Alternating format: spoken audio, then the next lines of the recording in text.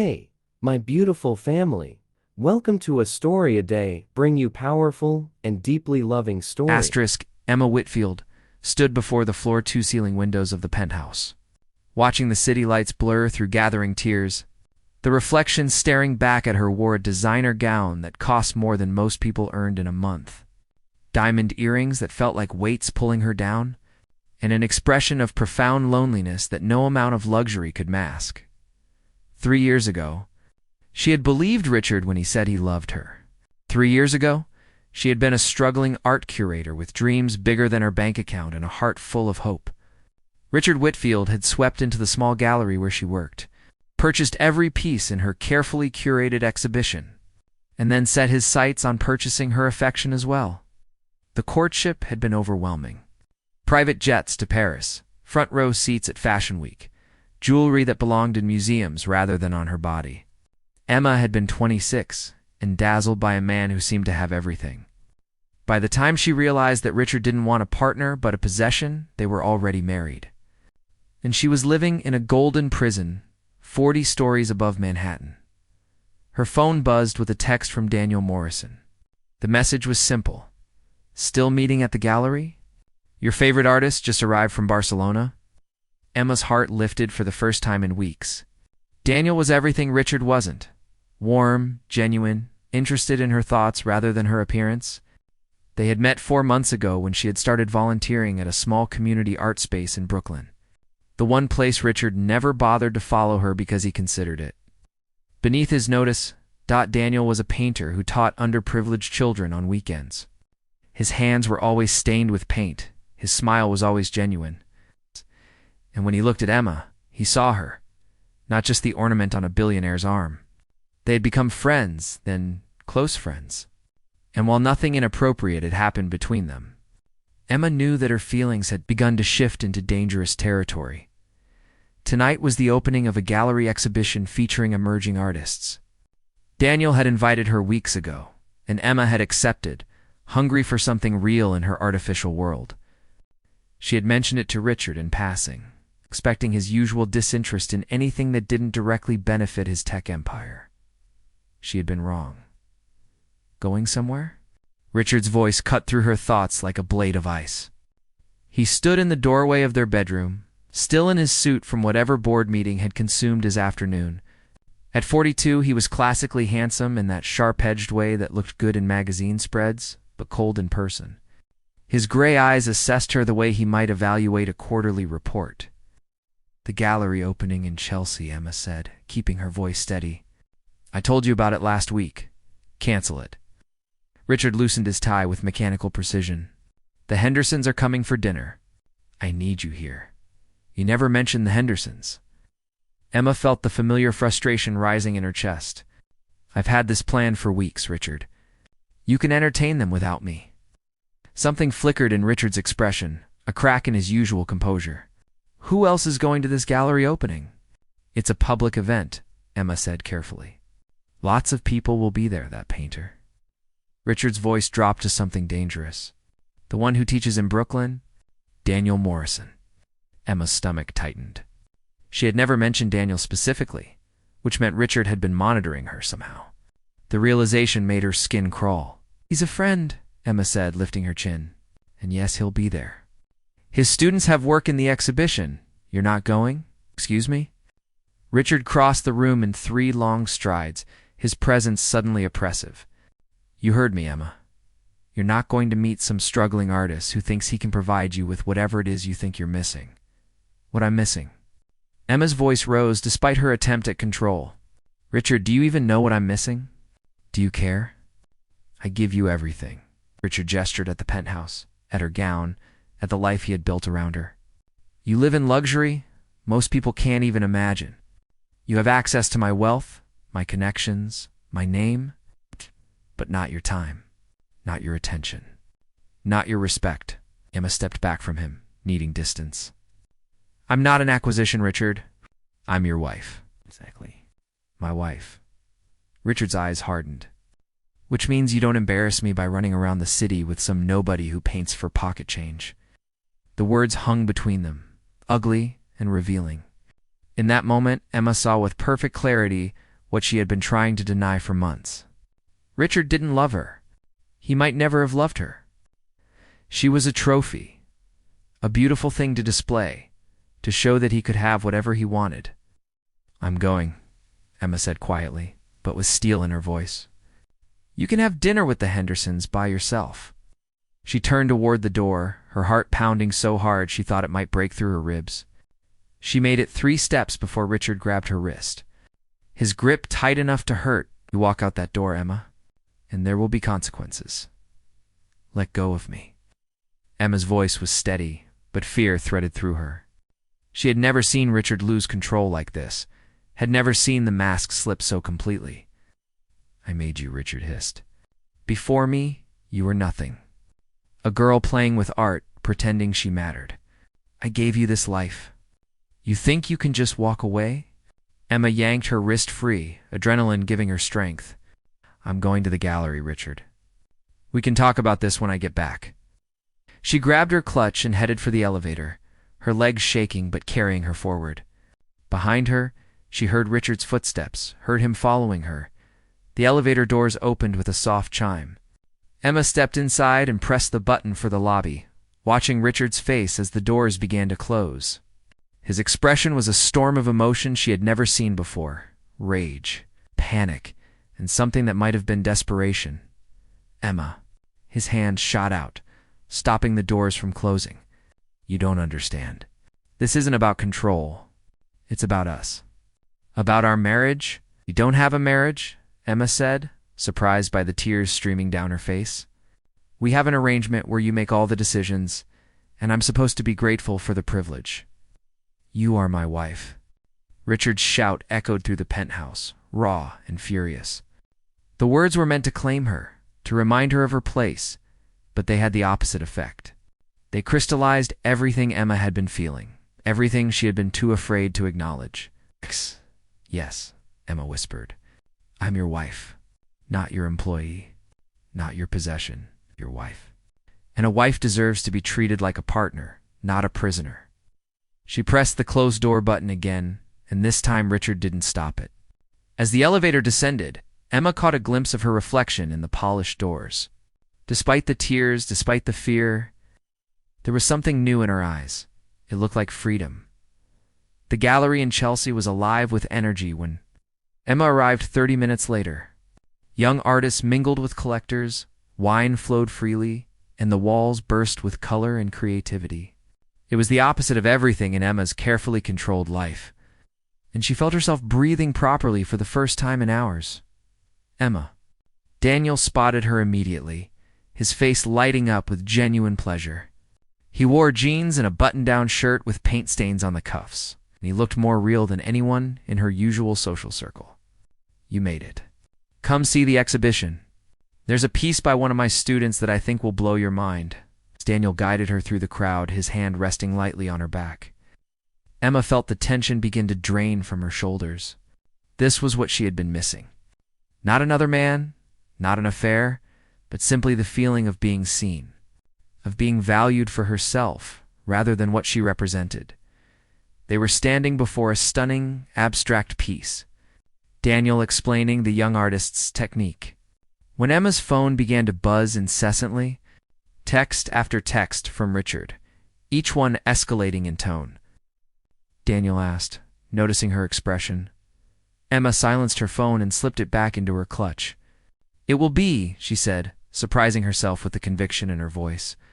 But even as she tried to focus on the art, on the conversation, on this stolen moment of normalcy, Emma couldn't shake the feeling that something fundamental had shifted tonight.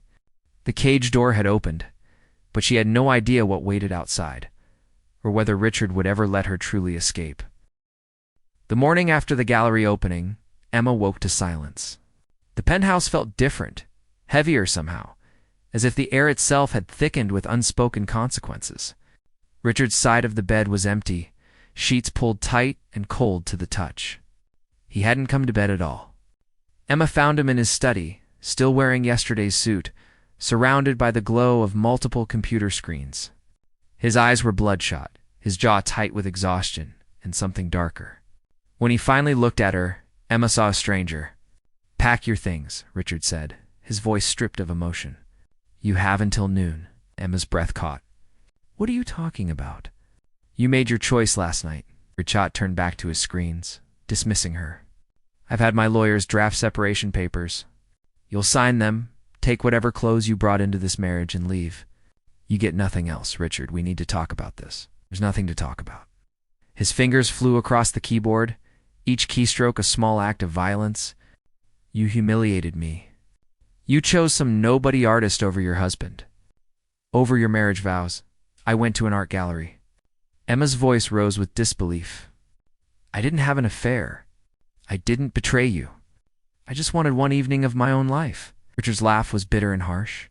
Your own life? Everything you have is because of me. The clothes on your back, the food you eat, the air you breathe in this penthouse. I own it all, Emma. And if you think you're going to take half in some divorce settlement, you're more naive than I thought.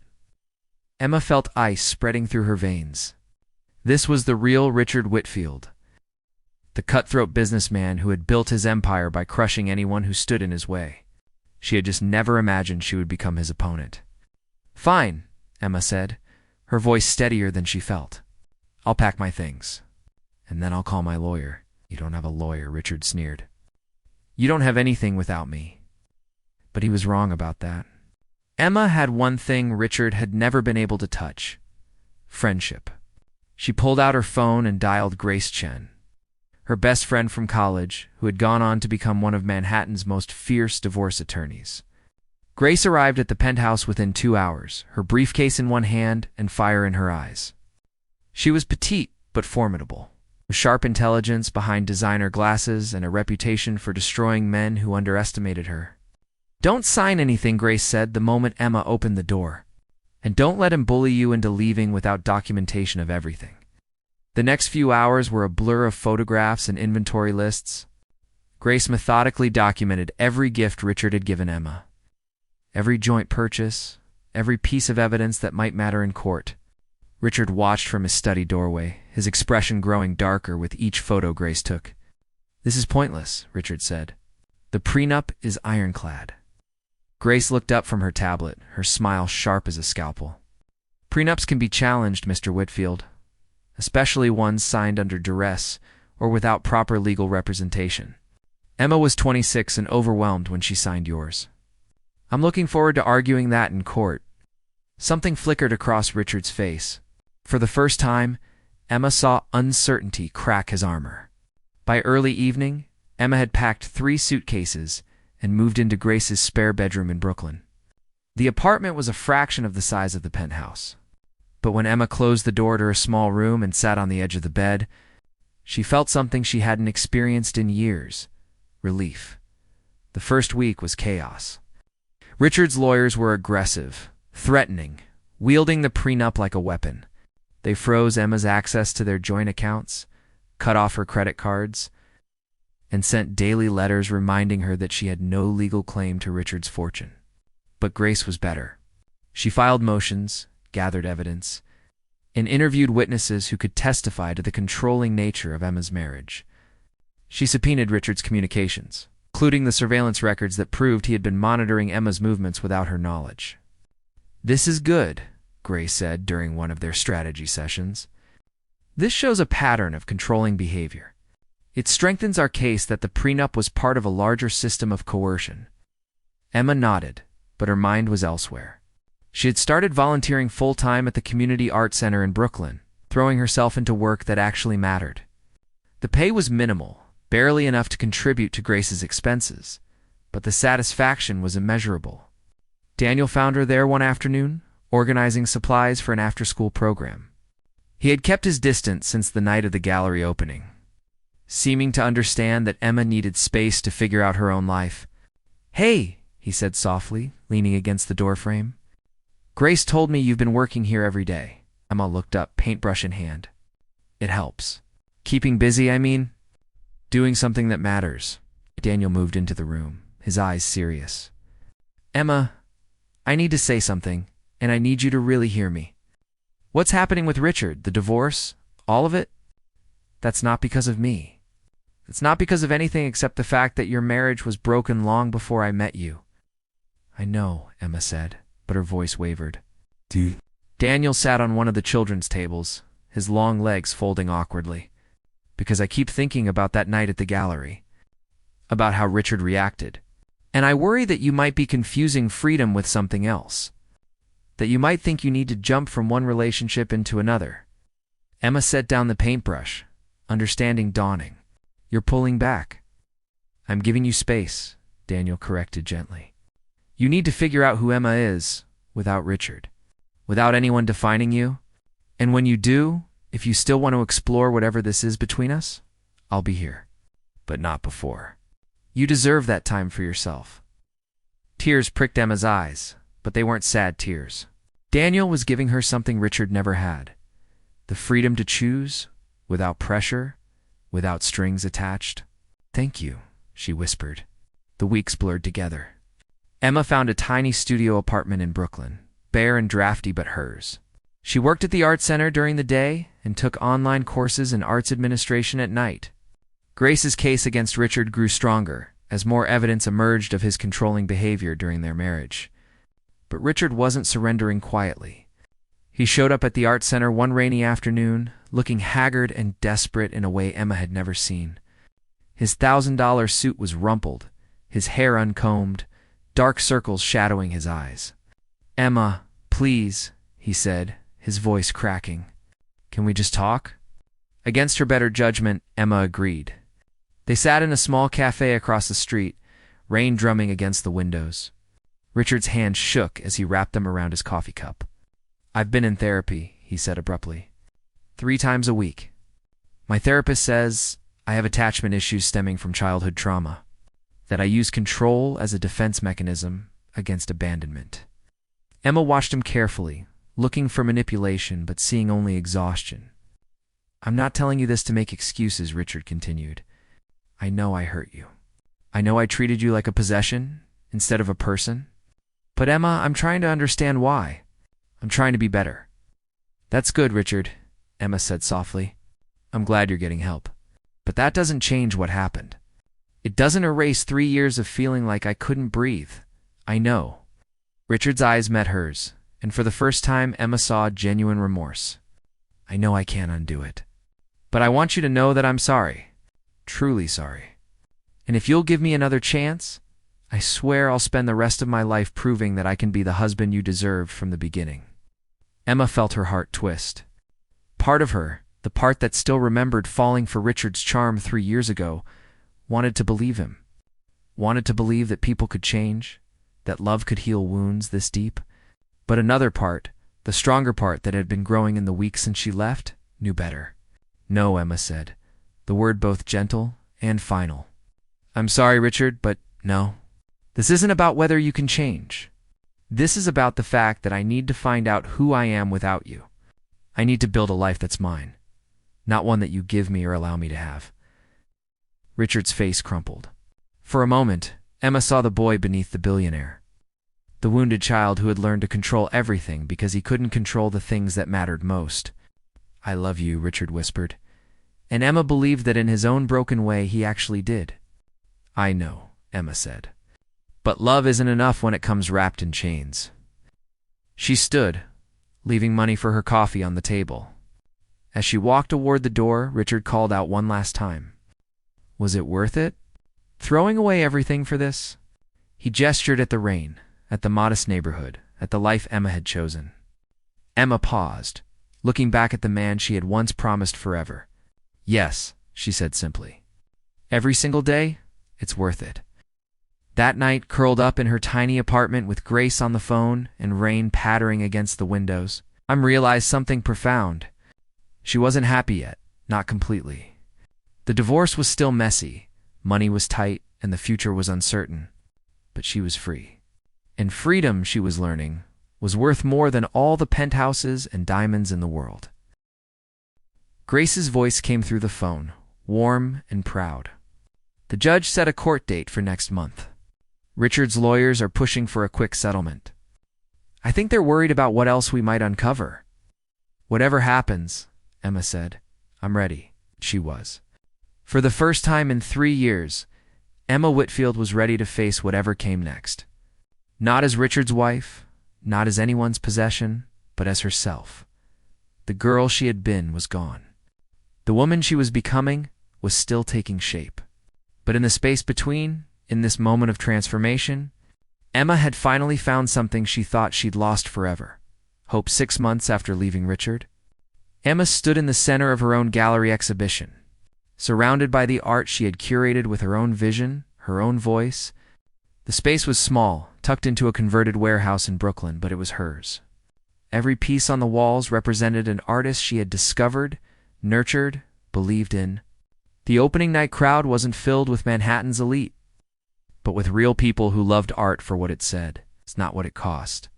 Grace found her near the entrance, 2 glasses of champagne in hand.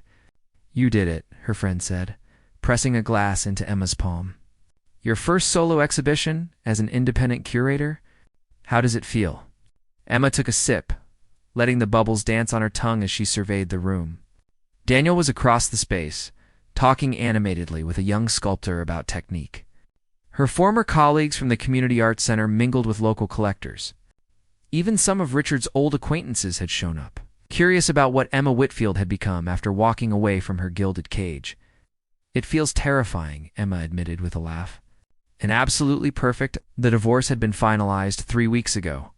Richard had eventually agreed to a settlement that gave Emma enough to start over, though nowhere near what Grace had initially demanded. But Emma had discovered something surprising during those months of legal battles. She didn't want Richard's money. She wanted to build something of her own, something that couldn't be taken away or held over her head. The judge had been sympathetic to Emma's case. The evidence of Richard's surveillance, his controlling behavior, and the coercive circumstances under which the prenup had been signed had painted a damning picture.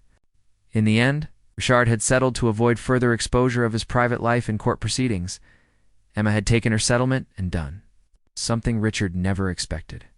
She invested most of it in supporting emerging artists and opening this gallery space.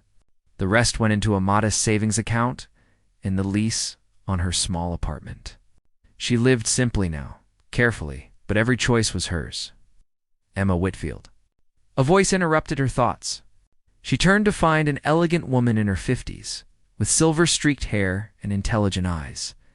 "I'm Judith Morrison. I run the Morrison Arts Foundation." Emma's heart skipped. The Morrison Foundation was one of the most prestigious art organizations in the country. Known for supporting innovative curators and groundbreaking exhibitions. "It's an honor to meet you," Emma said, shaking the woman's hand. "The honor is mine," Judith replied, her gaze sweeping the gallery.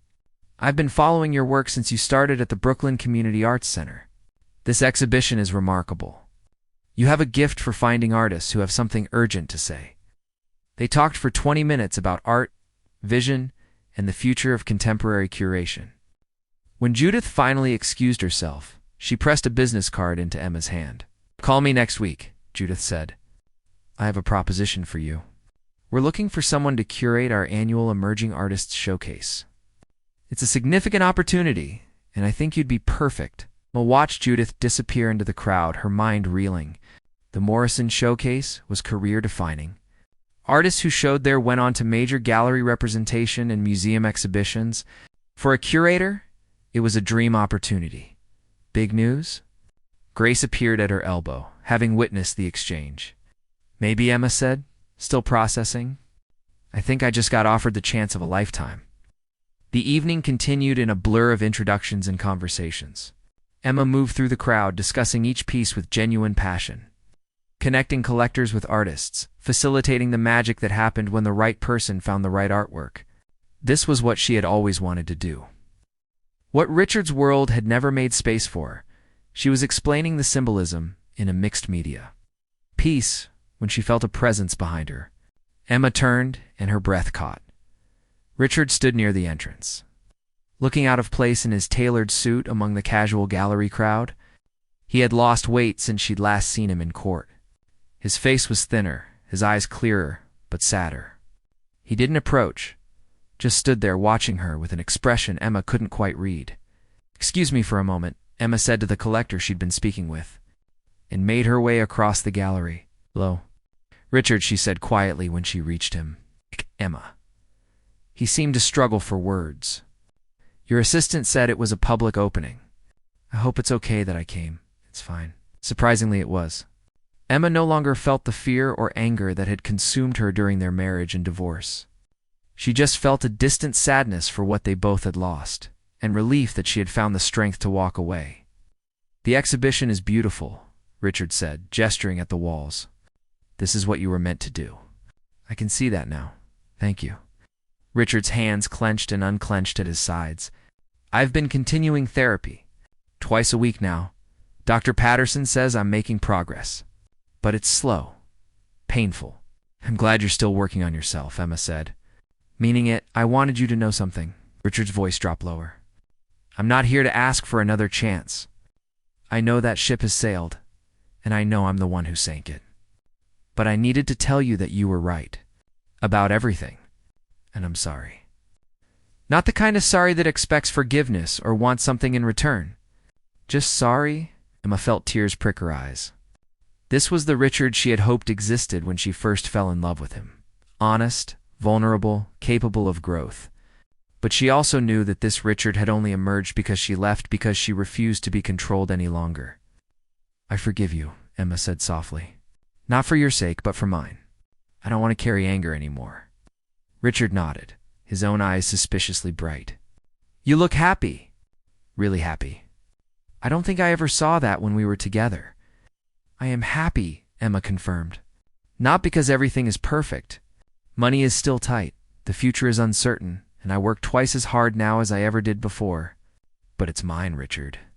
Every struggle, every success, every choice. It all belongs to me. That's all I wanted to hear. Richard glanced around the gallery one last time. I won't take up more of your evening. You have people to see, art to sell. But Emma, thank you. For having the courage to leave. It saved both of us, I think.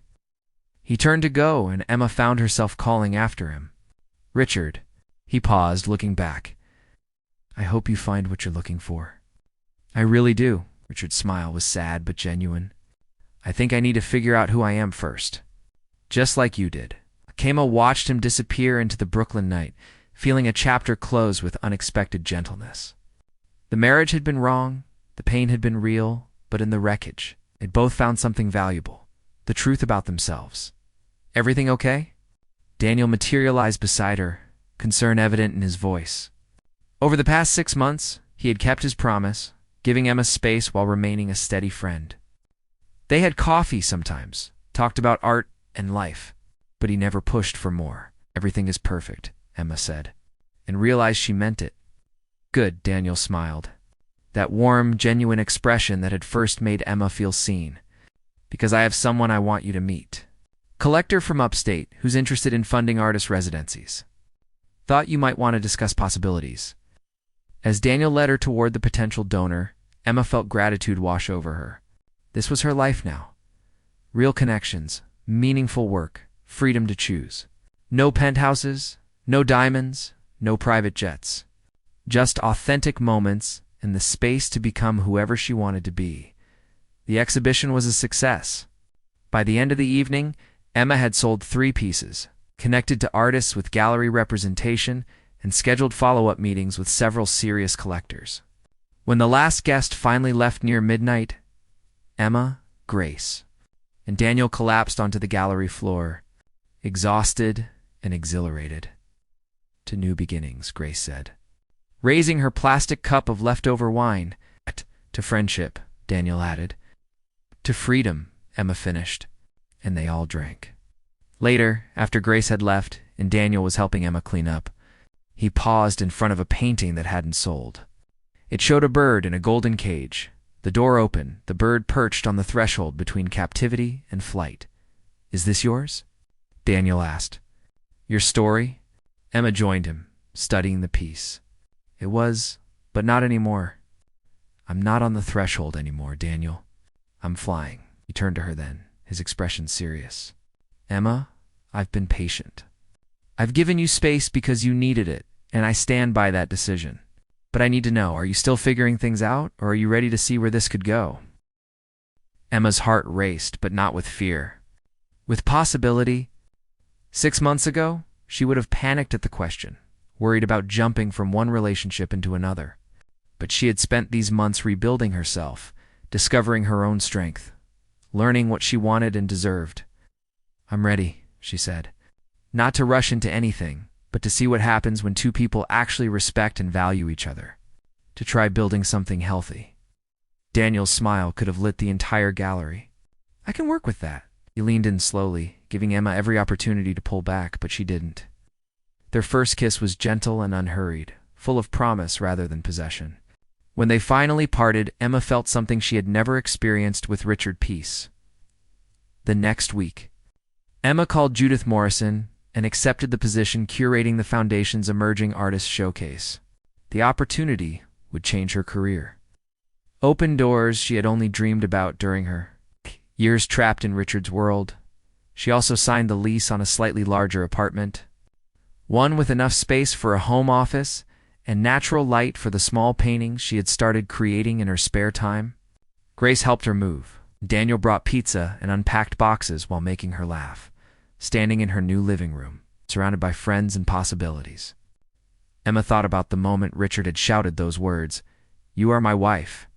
He had meant them as a chain, reminder of ownership and obligation. But Emma had learned something essential in the months since walking away. She was nobody's possession. She was an independent woman, a talented curator, a loyal friend, and someone still discovering all the things she could become. The girl who had been dazzled by private jets and penthouses was gone. In her place stood a woman who knew that true wealth couldn't be bought. It was found in meaningful work, genuine connections, and the freedom to write your own story. Emma picked up her phone and took a photo of her modest but beautiful apartment, posting it to social media with a simple caption, "Home." Within minutes, comments poured in. Friends celebrating her success, artists she had worked with offering congratulations, even a few of Richard's former acquaintances remarking on her courage. But the comment that made Emma smile came from an unexpected source.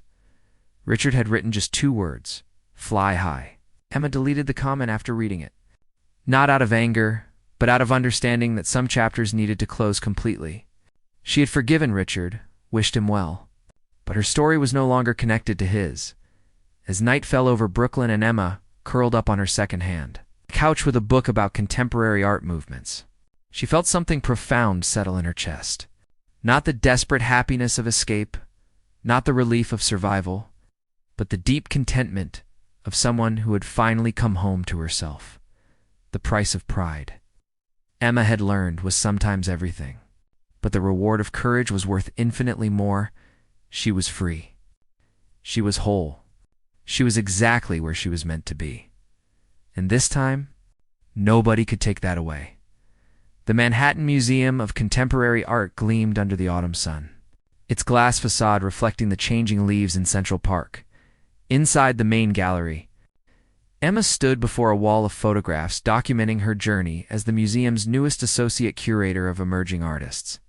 The exhibition she had spent 18 months developing, Voices Unbound, Art from the Margins, was opening in just 2 hours. And critics were already calling it groundbreaking. Grace found her pacing nervously between installations. "You need to eat something before the press arrives. You've been running on coffee and anxiety for 3 days?" Emma laughed, accepting the sandwich her friend offered. "I can't believe this is real. 2 years ago, I was sleeping on your couch, and now I'm curating a major museum exhibition."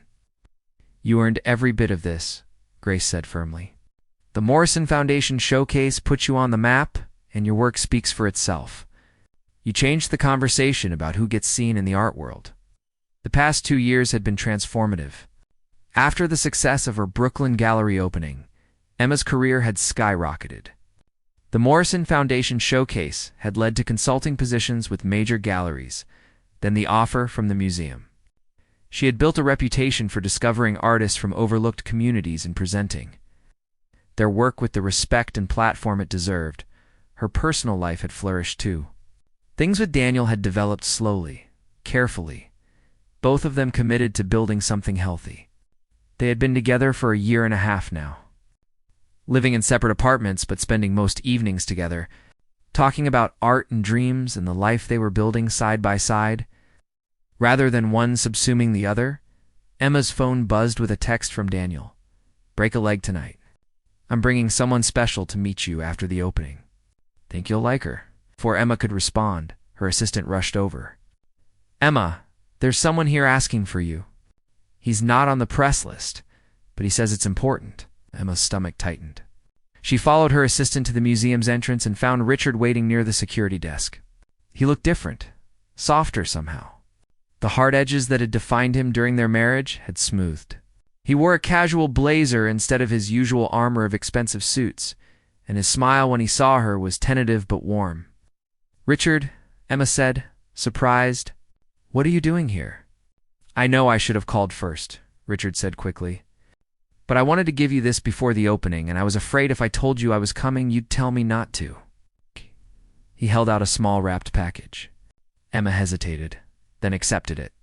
Inside was a simple leather journal, the kind artists used for sketching. On the first page, Richard had written a single line in his precise handwriting. "For all the stories you haven't told yet." "I don't understand," Emma said softly. Richard took a breath. "2 years ago, I tried to clip your wings because I was terrified of you flying away. I spent our entire marriage trying to keep you small enough to fit into my world. This is my way of saying that I'm grateful you refused to stay small. Grateful that you showed me what real strength looks like." Emma felt tears threaten. "Richard, that's beautiful. Thank you. There's more." Richard smiled, and it was genuine, free of the bitterness that had colored their last interactions. "I'm engaged. Her name is Patricia. She's a child psychologist, completely unimpressed by money, and she calls me out on everything. We met in a therapy group for people working on control issues." Emma's face broke into a real smile. "Richard, that's wonderful. I'm happy for you. I wanted you to hear it from me first. And I wanted you to know that the work I've done, the person I'm becoming, it started because you had the courage to leave. You saved my life, Emma, even though I was too broken to see it at the time." They stood in comfortable silence for a moment. Two people who had once been married but now were something different, survivors of the same storm, headed in different directions. "Will you come to the wedding?" Richard asked. "Patricia knows all about you, about us, and she'd like to meet the woman who taught me that love without freedom isn't love at all." "I'd be honored," Emma said, meaning it completely. Richard nodded, then surprised her by pulling her into a brief, respectful hug. "Fly high, Emma. You were always meant for this." As he left, Emma clutched the journal to her chest, feeling the final weight of their shared past lift away. They had both been broken people who hurt each other in their brokenness. But they had also both found the courage to heal. The opening reception was magical. Critics praised the exhibition's vision and heart. Museum donors committed to funding similar projects. Artists whose work Emma had championed stood tall, finally seen and celebrated. Emma moved through the crowd, her confidence natural now. Born from years of building something real rather than living in someone else's shadow. Near the end of the evening, Daniel found her standing before her favorite piece in the exhibition, a sculpture of a woman made of birds, each one in flight. All moving in the same direction, but each with its own path. "There's someone I want you to meet," Daniel said, his hand warm on her back. He guided Emma to where an elderly woman sat in a wheelchair, her eyes bright with intelligence and warmth despite her frail appearance. "Emma, this is my grandmother, Rose Morrison. The Morrison Foundation was named for her.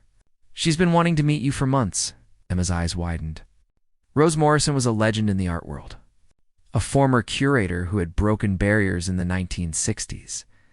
When women were rarely given positions of power in museums, Ms. Morrison. "It's an incredible honor," Emma said, kneeling beside the wheelchair. Rose's hand, weathered but steady, took Emma's. "The honor is mine, dear. I've followed your work closely. You remind me of myself at your age, fighting to make space for voices that deserve to be heard. Tell me, are you happy?" The question was so direct, so genuine, that Emma answered without hesitation. "Yes, genuinely, deeply happy. Not because everything is perfect, but because everything is mine." Rose smiled, her eyes crinkling. "That's the secret, isn't it? building a life that belongs to you, piece by piece, choice by choice. My granddaughter tells me that Daniel is quite smitten with you. Emma glanced at Daniel, who had the grace to look embarrassed. Your grandson is pretty wonderful, he is, Rose agreed. But more importantly, you're wonderful. Don't let anyone ever make you forget that again. Not even people who love you. Especially not people who love you. As the evening wound down and the last guest departed, Emma found herself alone in the gallery, walking slowly past each piece. Her reflection caught in the glass, protecting a painting, and for a moment, Emma barely recognized herself. Not because she had changed so dramatically on the outside, but because the woman looking back at her radiated something that had been missing 3 years ago. Wholeness. Her phone buzzed with messages. Grace sending congratulations and love. Daniel asking if she wanted company or solitude. Her mother, who had flown in from Oregon for the opening, saying how proud she was. Even a message from Patricia, Richard's fiancée, introducing herself and thanking Emma for her role in Richard's healing journey. Emma responded to each message, then turned off her phone and simply stood in her exhibition, breathing in the reality of what she had built. Not inherited, not given, not controlled by anyone else's vision, just purely, authentically hers. 3 years ago, Richard had shouted, "You are my wife," intending those words to be a cage. Tonight, standing in a museum gallery filled with art she had chosen, artists she had championed, and a future she was creating one brave choice at a time. Emma understood the truth those words had hidden. She had never been Richard's wife. Not really. She had been a woman, playing a role, living a life that didn't fit. The real Emma, the one who stood here now, had always existed beneath the surface, waiting for the courage to emerge, and emerge she had. Not perfectly, not without struggle or pain or moments of doubt, but authentically, wholly free. As Emma locked up the gallery and stepped out into the New York night, she paused on the museum steps. The city sparkled before her, full of possibility and promise. Daniel was waiting at a nearby cafe, ready to celebrate with her if she wanted company, or to let her have the night to herself if she needed solitude.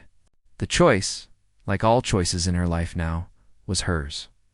Emma smiled, pulled out her phone, and texted Daniel, "Meet me at the cafe in 10 minutes. I want to celebrate with you." As she walked through the autumn evening, leaves crunching under her feet and cool air filling her lungs, Emma realized that this was what happy endings really looked like. Not perfect, not tied up in neat bows, but real. She was a curator, a friend, a woman in love, but not defined by that love. She was independent and connected, strong and vulnerable, still becoming and fully arrived all at once. The girl who had once believed that penthouses and diamonds equaled security was gone. In her place was a woman who knew that true security came from within, from knowing yourself deeply enough to never lose yourself again, no matter what storms came. Emma Whitfield had broken free from her gilded cage, and in doing so, she had discovered something infinitely more valuable than anything Richard's wealth could have bought. She had found herself, and she was never letting go again. Thank you for taking the to listen to this story. If you enjoyed this content, don't forget to click like. Share this story with your friends and family, and subscribe to the channel so you don't miss out on more meaningful stories.